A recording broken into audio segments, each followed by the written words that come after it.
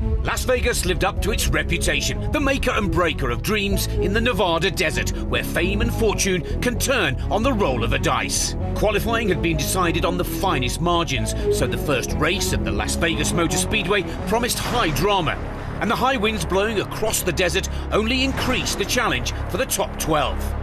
Title leader Paul Bonhomme was the first to go, and the first to suffer in the conditions.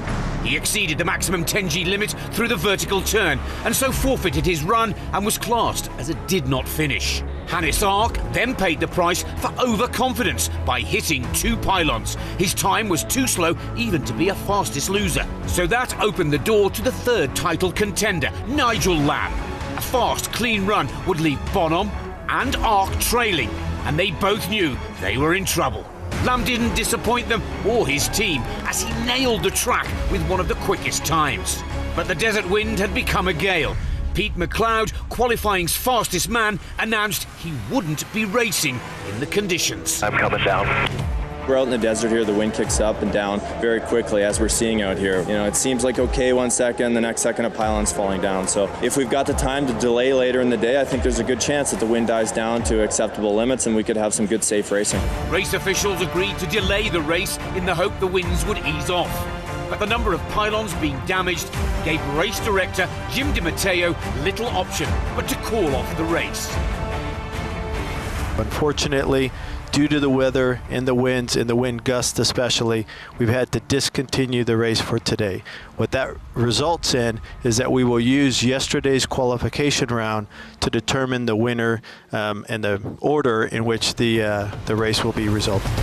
So Pete McLeod was awarded his first win, Nigel Lamb was second, and Matthias Doldra took his first podium of the season. I'm really happy with the win, of course, but you know, I'd be lying if I said it's the way I imagined it. For me, I'm still, in my mind, I'm still searching for that race day win, that proper win in the Final Four.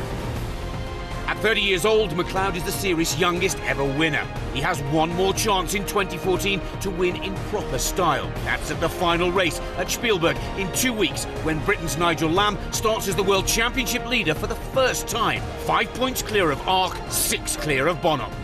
It's taken many, many years to build up to a point where, you know, you really, really do feel confident with everything. You know, the aeroplane, the team, you know, the way you are and the way you're flying and your strategy and your analysis and everything. So now, I really believe that we are the full package as a team, and, you know, it's very doable. So I feel very confident.